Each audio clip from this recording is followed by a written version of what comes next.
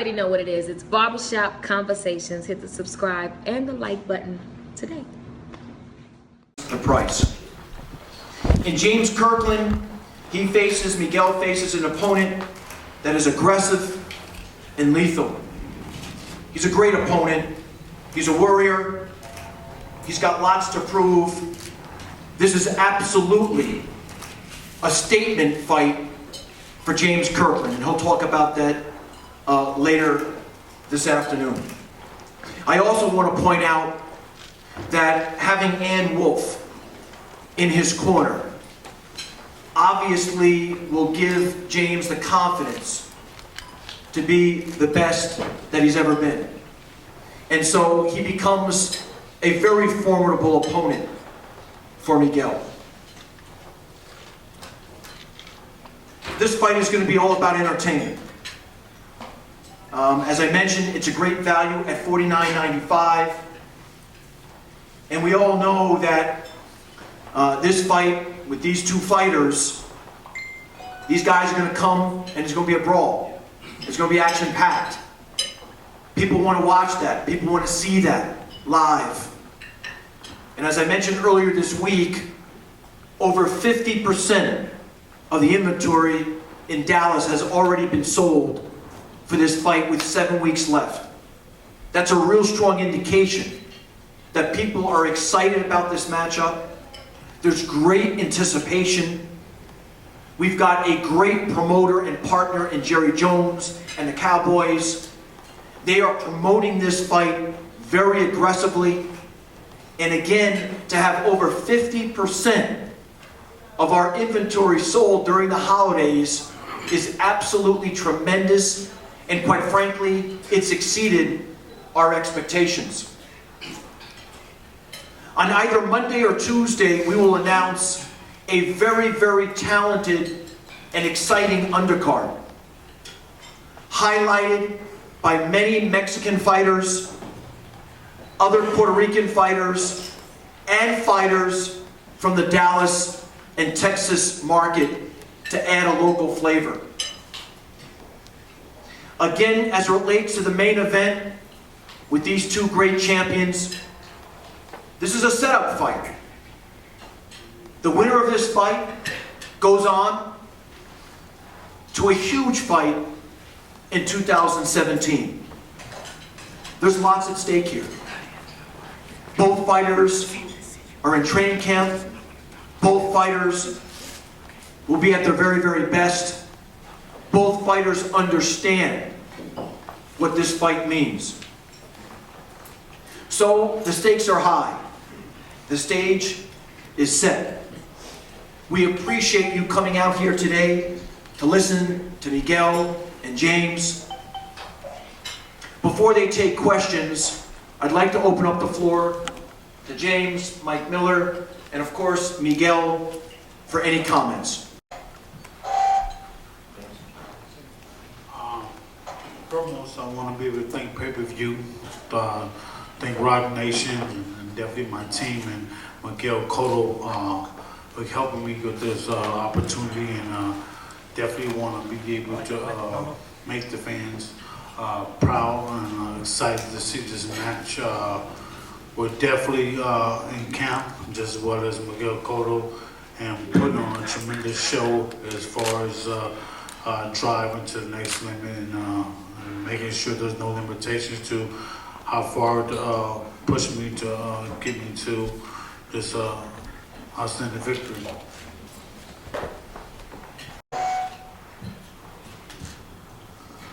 I'm happy to be here. I have my camp start 3 days ago, and I'm committed to this fight. I'm committed to look the best in the best way possible for February 25th, and I'm in charge. Fred is in charge of my camp. Fred is the captain of the boat, and I trust in him, and I know I'm going to be ready for February 25th. Thank you. We will now open it up to questions. ¿Algún mensaje para tu público en español? No, estoy bien, estoy preparado digo, no preparado, estoy preparándome para el combate, pero estaremos listos para el próximo 25 de febrero. Gracias. Question was how ready he's going to be for the 25th.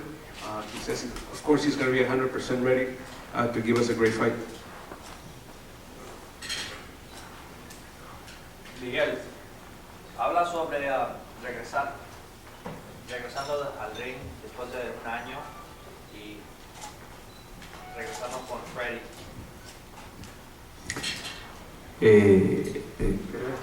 The question is about the comeback. You've been off for over a year, and now you're coming back and with Freddy. Me encuentro bien, gracias a Dios, pues regresamos hace unos días al gimnasio, me he sentido de maravilla. Freddy me ha hecho trabajar muy bien y sé que el próximo 25 de febrero no tenemos ningún problema y subiremos en la mejor condición posible para obtener la victoria. No, I feel real good. I've been working with Freddy for a couple of days. He's putting me through the paces, getting ready. And there's no question in my mind that I'll be at top physical shape for the 25th. Miguel, esta podría ser tu última pelea y qué posibilidad hay de una revancha con Canelo si es que sigues en el box. Estamos... Is this going to be your last fight? Are you close to your last fight? And what about fighting Canelo in the future? Estamos pensando en James, estamos entrenando para James, estamos poniéndonos listos para el próximo 25 de febrero y es lo que tenemos en mente. Lo que venga después, pues vendrá después. Right now, the only thing in my mind is James Kirkland getting ready for the fight. And after that, we can think about what's next or, whatever comes up. But right now, the only thing in my mind is James Kirkland. Michael, since you being the promoter and the head of this division, looking at Miguel's next fights, do you have like a time frame of when you want to see him back in? And do you expect him to be back in? Historically, he's fought in June. Is that going to be the next date? That's entirely up to Miguel. As he just said, our number one focus is on February 25th. After February 25th, I'm sure Miguel and his team will begin to think about the future, but that's the only thing that we've discussed at this point. Would you like to fight again in June with him? We'll see. We'll see what happens. James, you yourself are also coming off a long layoff. Do you feel this is the perfect fight for both you and Miguel? I believe it's a tremendous opportunity for myself, but as far as for Miguel, I feel like this is going to be a good event, good opportunity for me and Miguel to be able to take advantage of this opportunity and put on a great fight for the fans. James, I think a lot of fans are excited knowing that Andy Wolf is going to be in your corner for this fight. What are you looking forward to in this camp? And if any, are there any things you're not looking forward to in this camp? Dealing with Ann is not interested in knowing what the next day is held when it comes to training, but when it comes down as far as what to look forward and what to expect out of camp, just to put like there's no limitation to what we're gonna go through to get to be able to succeed in for fight time, Do you feel like she gets you better mentally for a fight? Definitely when it comes down to mentally preparing myself and physically preparing myself, and definitely knows how to push me to the next limit. It shows. For both fighters, it's no secret that you're closer to the end of your career than the beginning, and you must be thinking about your legacy. If you had to define what you think your legacy is to the sport, what would that be, and how do you see this fight adding to your overall legacy? When it comes to me, I feel like getting an opportunity to face Miguel Cotto was somebody that I looked up to in boxing and seeing his career and the tremendous change that he has brought to the game. For me to be able to get the opportunity to show what I can bring and take my my boxing skill to the next limit.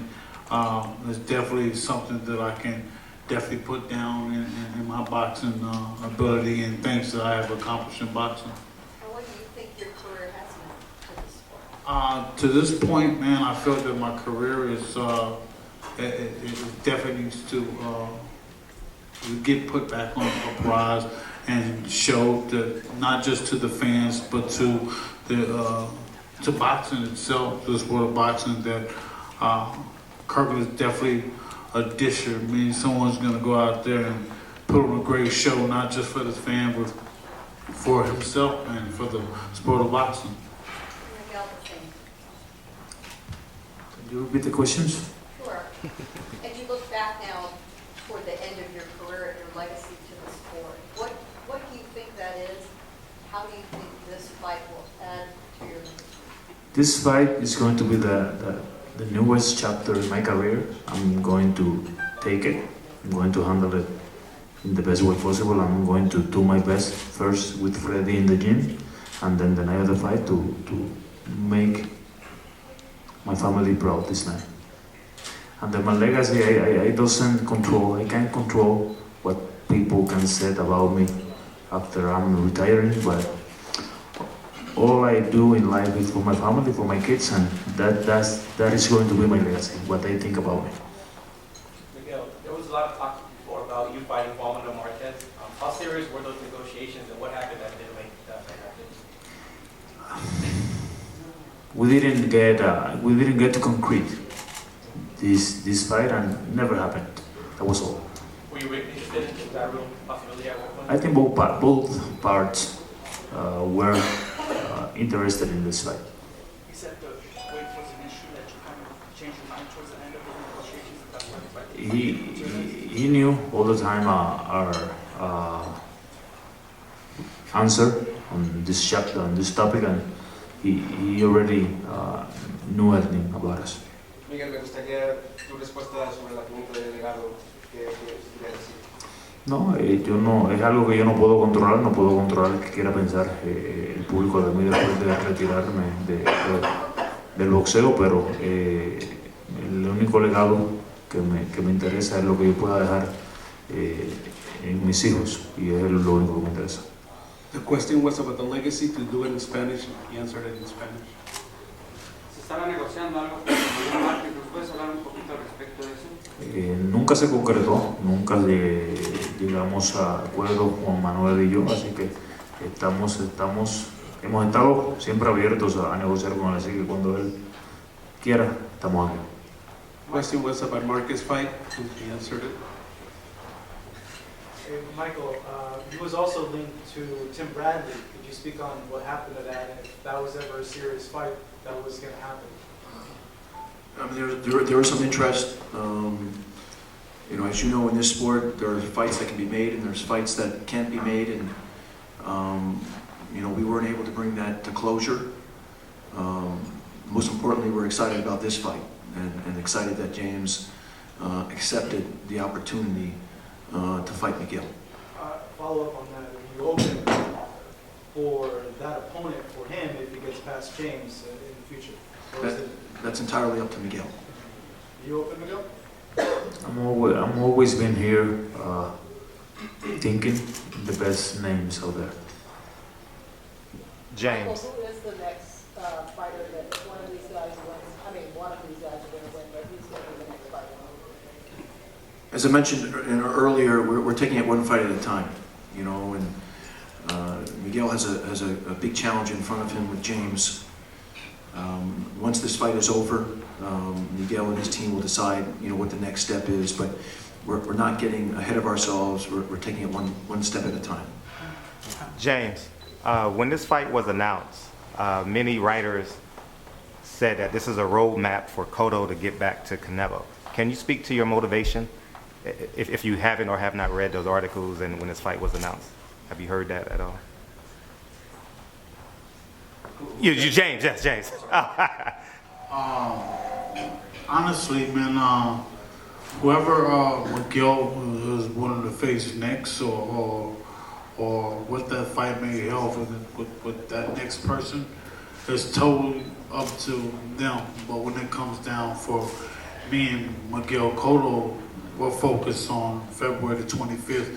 So writers and the fans or whoever may be entitled to looking at this fight should only be focused on February the 25th, because that's when the opportunity for me presents itself, and I'm definitely want to put on a good show. Okay. Can I ask a follow-up, Michael and Tony? I'm not sure if this is in the budget or not, but I think boxing fans will be really interested in James Kirkland's training camp. Will that be a YouTube series or an HBO series, if at all possible? Since he's back with Ann Wolf, and everyone loves Ann Wolf's training, about how intense she is, or would it be a 24/7 or something like that? There will be some programming that's that's going to be produced for a showing on HBO that will, look at the training camps and the fighters. I'm not sure what we're going to name it yet, but there will be some new stuff that you guys haven't seen before. Exciting. Absolutely, we agree with you. Thank you. Miguel, en realidad, ¿cuánto tiempo más te ves peleando? ¿Tienes algún plazo o simplemente lo que te deje tu cuerpo? Estamos hablando de la pelea, la próxima pelea el próximo 25 de febrero. Estamos enfocados en ella y no hay cabida en estos momentos para hablar de esos temas. Creo que después de la pelea de febrero 25, pues nos sentaremos y decidiremos hasta dónde y hasta cuándo queremos. The question is, when do you see yourself fighting for a long time? How long do you think you have? Right now, let's do February 25th. Let's get the fight done, and then we'll think about what's next. But right now, the focus is the 25th, not thinking about anything else. Miguel, esta es tu última pelea con Rock Nation. ¿Hay planes de expandir este contrato más tiempo, según lo que te diga tu cuerpo después de la pelea con Kirkland? Como mencionamos, estamos trabajando, estamos en preparación para James Kirkland el próximo 25 de febrero, luego de el 25 de febrero, el 26 de febrero, hablaremos de qué sigue mi carrera. Obviously, this is your last fight with Rock Nation. Are you going to extend the contract with them? Like I said, all I'm thinking about right now is the 25th, getting the Kirkland fight, getting it done, and on the 26th, we'll see what's next. James, how grueling is working with Ann Wolf? You heard the stories, you read things from your point. How hard is it going to a camp with her? What do you go through? Honestly, when it comes to just working with Ann, we have a reputation between ourselves is that I'm definitely going to give my all. And as far as motivation and push me to its next level, she's definitely one of the people that I could say that can bring the best out of me. James, did you see Miguel's last fight against Canelo? If you did, what'd you make of it? Who you fought won? I did see them both put on a tremendous show, and I think they did an excellent job as far as who wins and who lost. Depends on how everybody else feels about it. I have my picks and what I think and what I may believe, but in boxing, everybody's entitled to their opinion. I'm interested in what you believe, though. Who'd you thought won the fight? That's not for me to say. Like I said, I just like to see great performance, and they put on a great show. Miguel, you said that you started training camp about two or 3 days ago. What's it like to finally be back in camp already?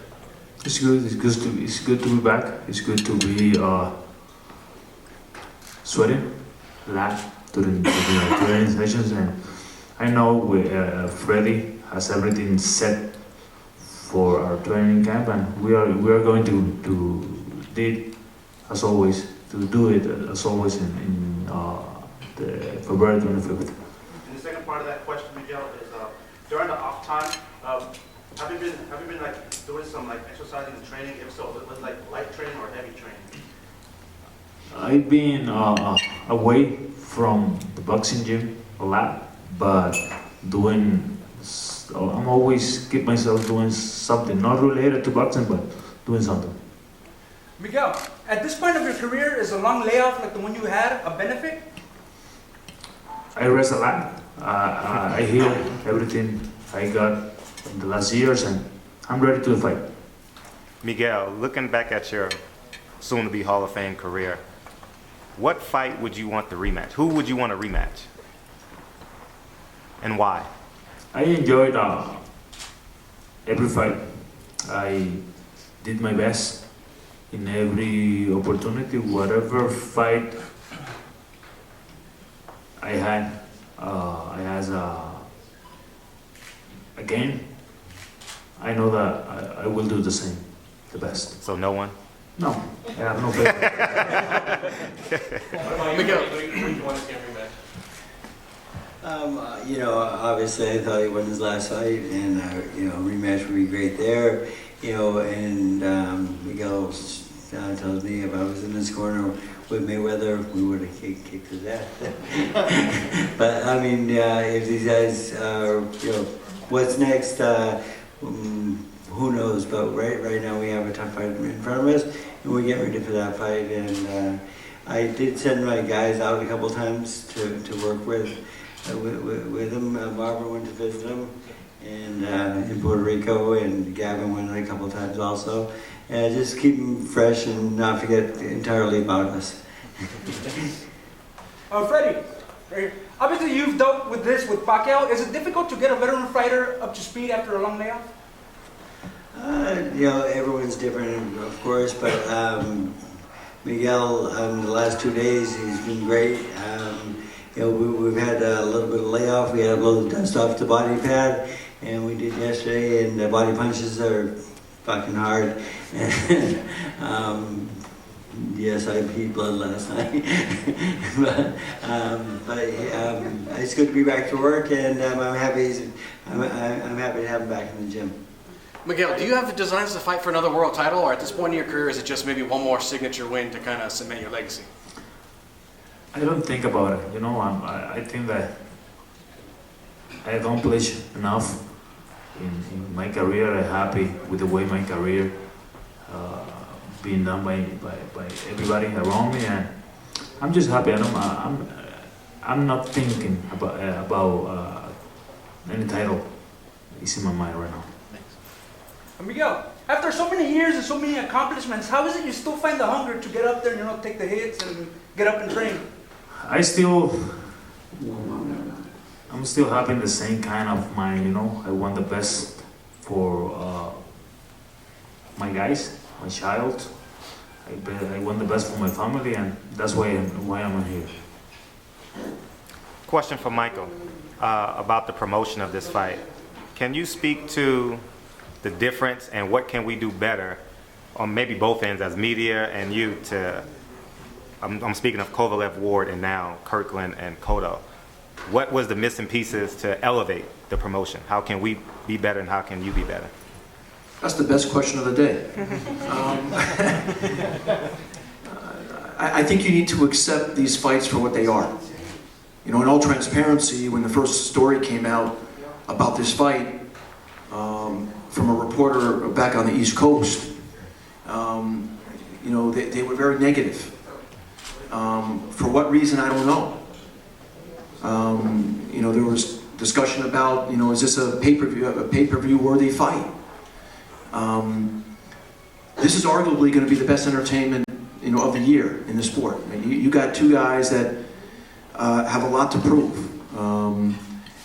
Two guys that when they get into the ring, they're going to battle. They're going to throw punches. They're not going to dance around. They're not going to hide. And when you think about why people buy pay-per-view, or why they buy any form of entertainment, they want to be entertained. And it's about the value proposition, right? $49.95 to see two great fighters battle for as long as the fight lasts. That's a great value proposition. And so, to answer your question directly, that's what the media needs to talk about. They need to talk about great entertainment at a great value. The return of Miguel Cotto, one of the greatest fighters that we've seen over the last 10 to 15 years. That's what the focus needs to be on. The focus doesn't need to be on whether it's pay-per-view worthy. That's not the question. That's not the issue here, okay? That's for another day. So I'd love to see you and your fellow media members get behind this fight. Talk about the great entertainment.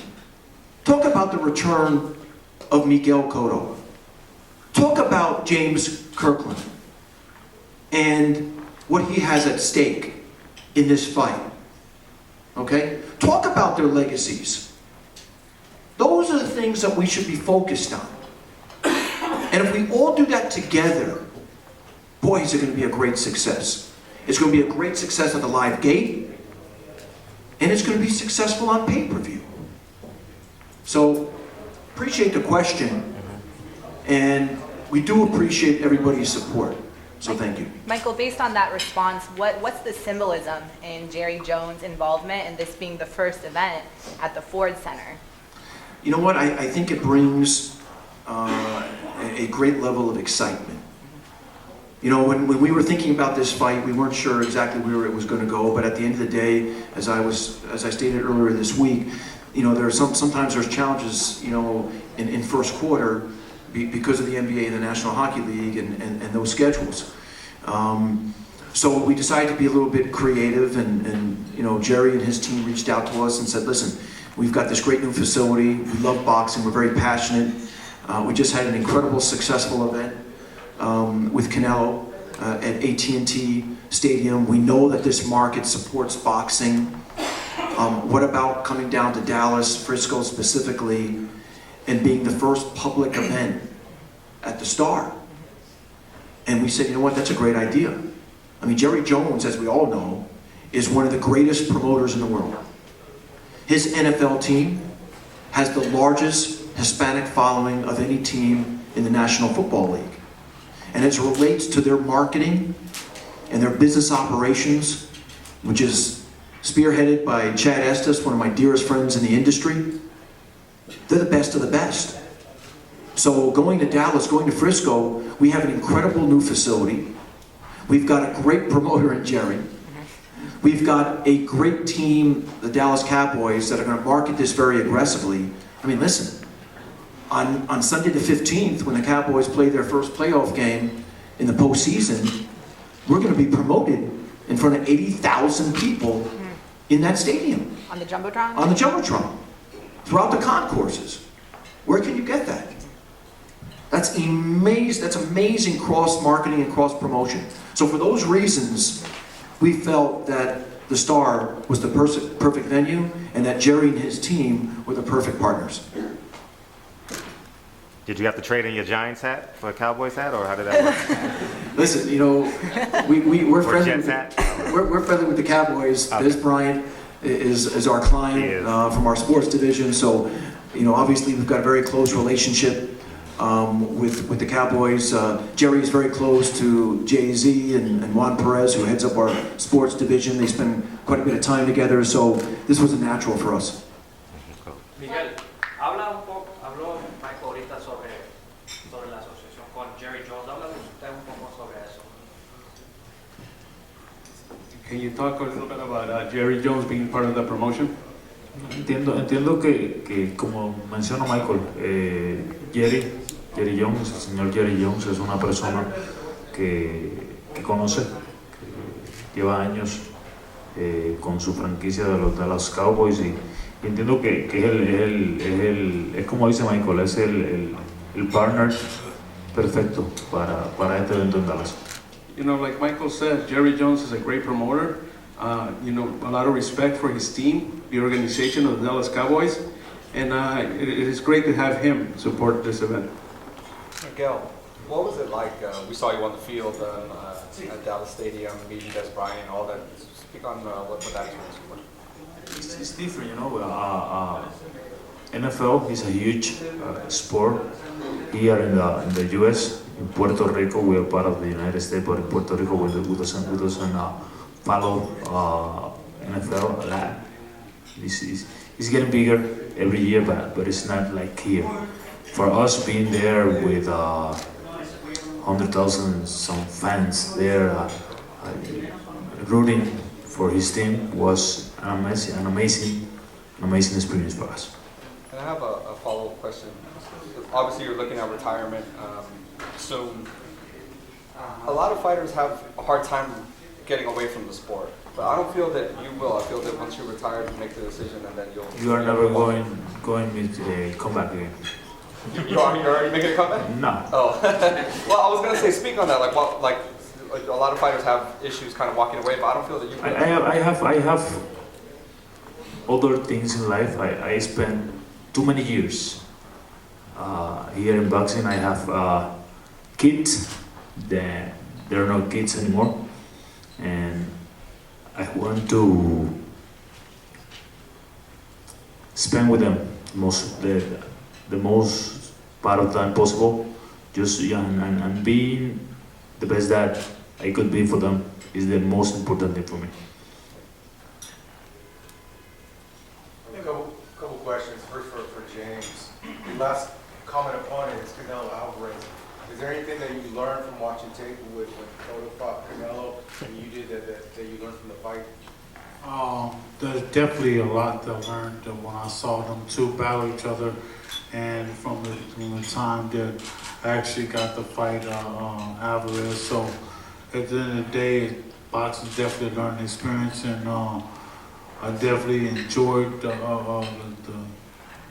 time to be able to actually get in the step in the ring with Alvarez is just what I'm going to be able to step in with Cotto. So, like I said, I learned a lot, and I plan on, like I said, every time I step in the ring, I plan on trying to up my IQ when it comes to the boxing game. And you've had a couple of layoffs. Do you think that's actually helped you in light of medical research today? For instance, John Jones from the UFC said layoffs are helping him because of the brain trauma, the sparring and the fights. Do you think that helps you and it'll extend your career? Not really. I mean, because the more active, the more you learn, the more that you're involved, the more that your IQ, your level of the boxing game can exceed. But as far as time away from the gym, time away from certain things, I only feel that it's it can be a bad thing at the same time. It's a good thing. I don't know if it makes sense, but time you get to spend with your family, your friends and stuff at the same time that you neglect from the sport. It's always good to be in the ring, getting punched on, banged on, so you can be your body can be able to take those impacts or blows or whatever. I'm just focused, like I say, February 25th, and preparing myself for that event. And for Miguel, a couple questions. You could fight anyone and put people in their seats, and you see superstars like Canelo fighting Liam Smith and Broner's fighting a guy coming off a loss. Why fight someone as dangerous as James Kirkland, who has one-punch knockout power? It's been typical in my career that we are always looking for the best opponents, the best challenges out there. James was the best and dangerous one out there, and following our style, we look through him. That's why. And then just last question for you. The incident with the plaster with Margarito years ago, you were able to rebound from that fight, whereas other fighters like Billy Collins wasn't able to rebound from that when the fighter had plaster in their gloves. And for you to be able to do that, how can you talk about your fortitude and how you were able to do that? Just Margarito is a chapter in my career that we hide it in a deep way to never look back and never think on that again. And I'm just past this the thing that Margarito did to us. I'm only work hard enough to climb up and to forget about what happened. Margarito been doing with his life and his career is up to him. Miguel. Freddie, can you follow up? I saw you shaking your head like with the Billy Collins thing, the plastic in the gloves. Can you talk about that a little bit? You know, it's just an issue that I think, you know, honestly, he should be in jail for attempted murder. I mean, it was like, the penalty wasn't enough for me at least. But the thing is, you know, I saw Miguel come back from that, and it was a great comeback, and he is stronger and stronger every day in the gym, and you know, back when we first started, after that fight, we did have days that were maybe bad days, and then after a while, positive thinking, positive people around him, he told me that's all gone now, and I'm glad to see that, and he's working great every day. Miguel and Freddie, I know the answer to this question, but the obvious question to boxing fans probably all over the world is, if Mayweather and Canelo don't take the fight, the next biggest fight is obviously Pacquiao-Cotto. The only way this fight can happen is if Freddie want to share corners. Go ahead, speak to that, Freddie. I've asked you that a few You times. know, it's definitely, I think, I'm sure Miguel would love that one. I'm not going back to 47. And I wouldn't get away with the catch weight this time. So, we weaken him a little bit, but you know, the thing is, I think you know that they're in the gym together sometimes, and it's okay for a little while, but then you have to separate them a little bit. You know, just, you know, there's a lot of stuff there. I mean, you know, they were opponents at one time, and they're somewhat friends now. But the thing is, our fighters are ever friends? Maybe not. But the thing is, you know, I respect both of them a lot, and they both have careers going on right now, and it doesn't look like they're going to meet each other. And Manny and Miguel both know that. You know, I'm behind them both very, very much, and I couldn't work both corners. And if that ever did happen, I would have to sit home and watch it on TV. And Miguel, can you? No, they can't spar. Can you speak on that, Miguel? Because I mean, I was a collegiate athlete, and I hate the schools that I lost to in a championship game. So, can you elaborate on Manny Pacquiao? I respect. And he actually hits your punching bag.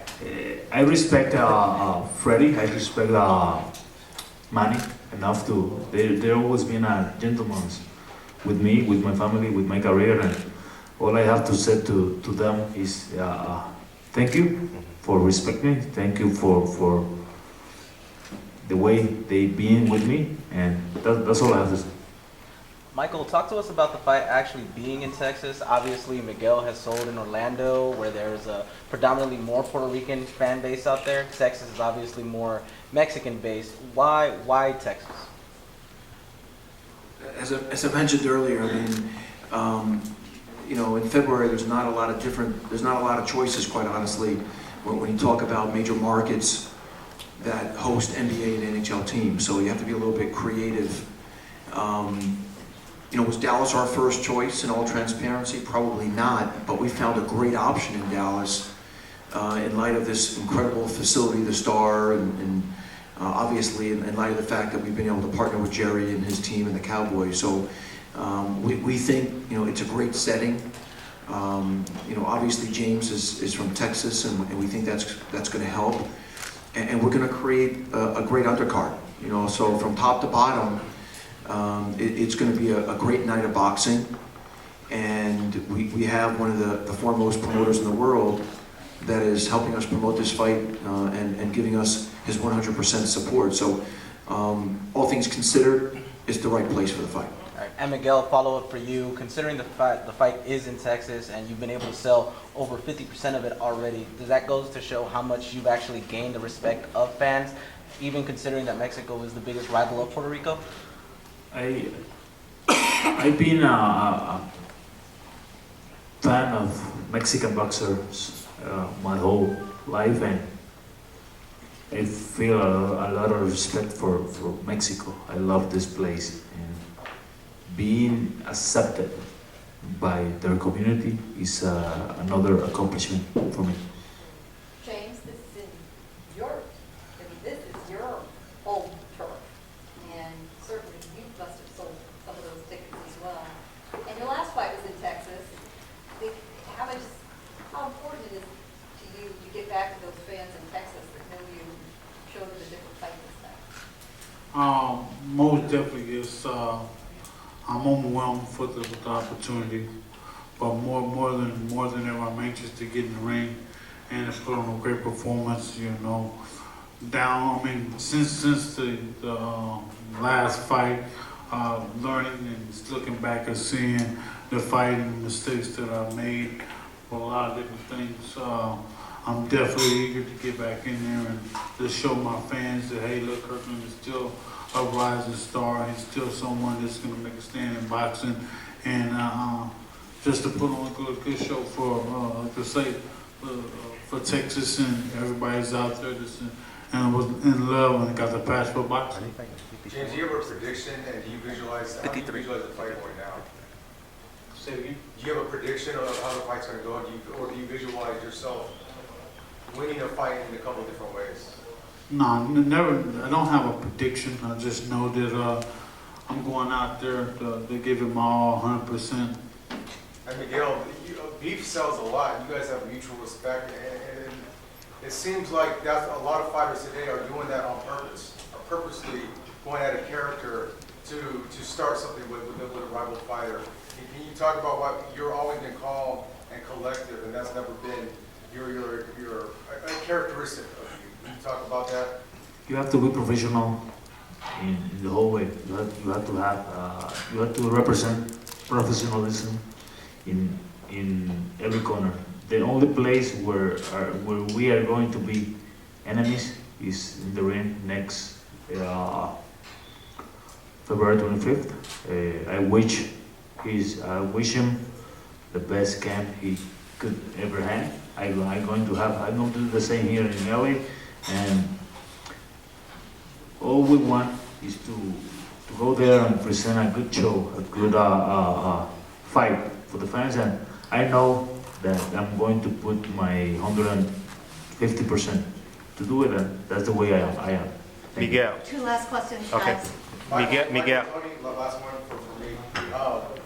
In this social media, digital media age, with a lot of new content coming online, we've learned about these fighters like Victor Ortiz or Guerrero through the shows on HBO, Showtime.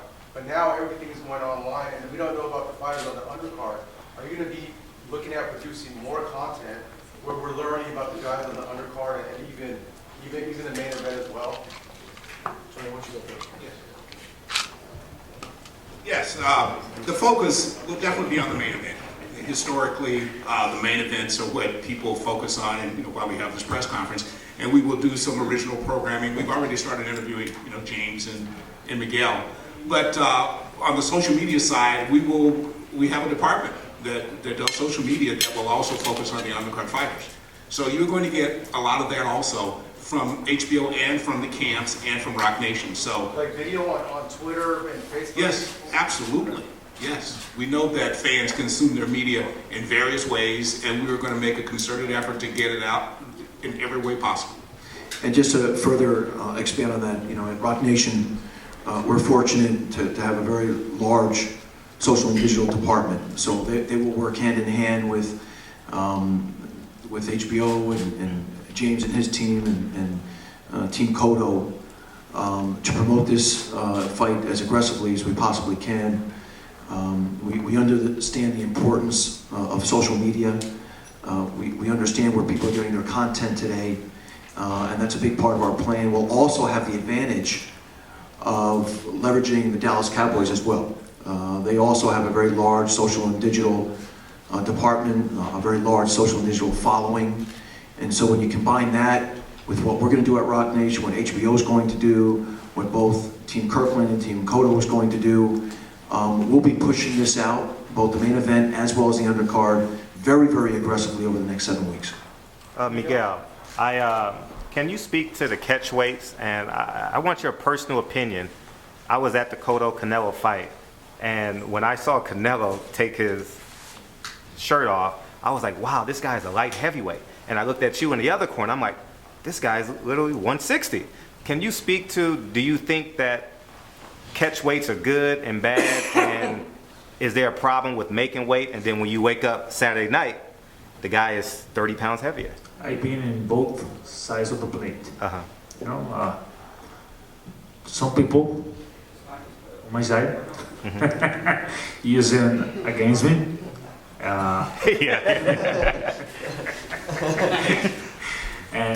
But it's what it is, you know. If Freddy, he's going to look for the benefit for his the guy who is in charge, his boxer, you know.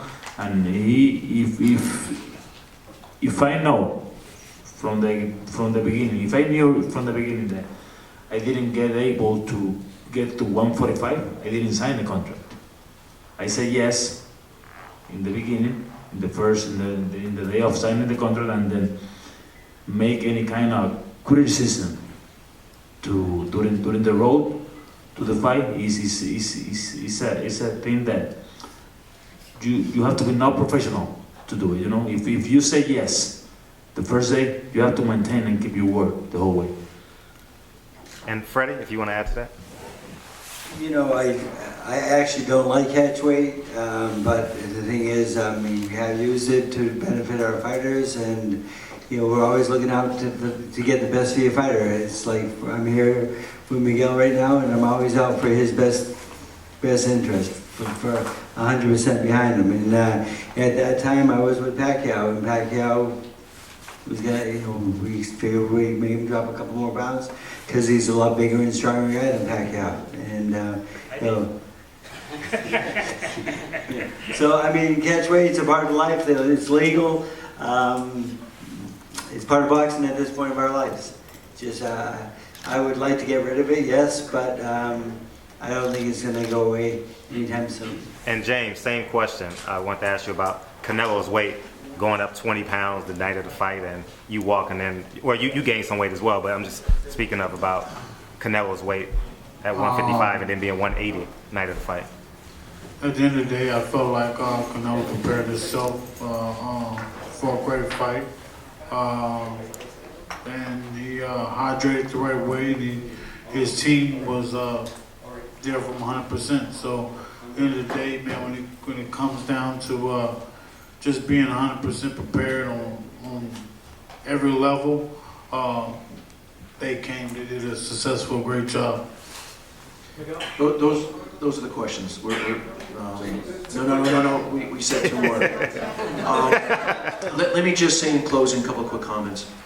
First and foremost, again, thank you on behalf of HBO, Team Kirkland, Team Cotto, the Dallas Cowboys, Jerry Jones, and of course Rock Nation. We appreciate you coming out and supporting us today. As I said earlier, we need your support on this fight. We need your support. This is an industry that has a lot of challenges. And if the media doesn't get behind it and help promote it and help sell the good things about this industry, there will be no fights down the road. So we need you as a partner to support us, to encourage fans to get behind this fight. You've heard from these two fighters. This is going to be a great night of entertainment. This is going to be a great fight. These two guys are going to battle so hard on February 25th. It's got all the makings of an epic fight. So we appreciate what you'll do over the next 7 weeks.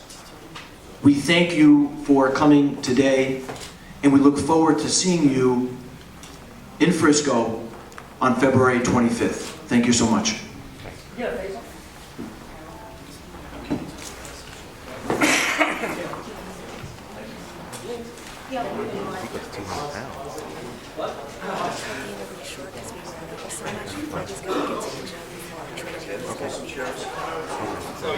That's fine.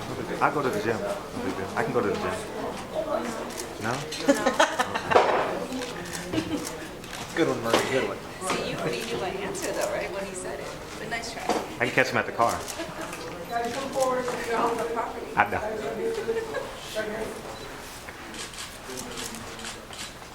I have a few minutes, just gonna have less time. Thank you, sir, about the.